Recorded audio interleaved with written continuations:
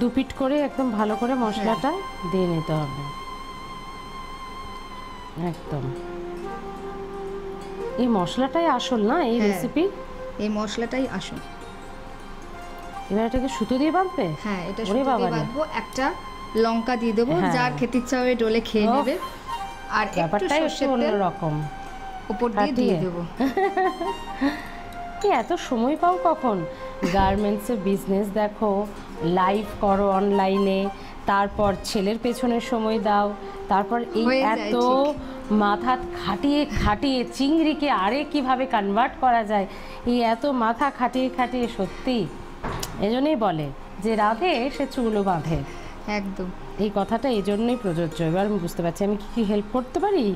হ্যাঁ একদম, নাহলে আমি ধরছি তুমি বাঁধো। এটাকে বাঁধতে হবে। আমি এর সঙ্গে সঙ্গে আবার যোগাও করি কিন্তু।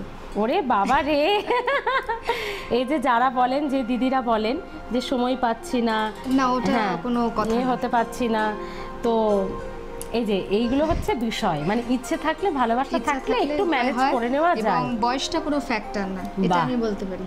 সত্যি তাই, কারণ আমি ছেলে হওয়ার পর শুধু একটা নাম্বার, হ্যাঁ অবশ্যই বিয়ের পর ছেলে হওয়ার পরই আমি কিন্তু এগুলো সব স্টার্ট করেছি।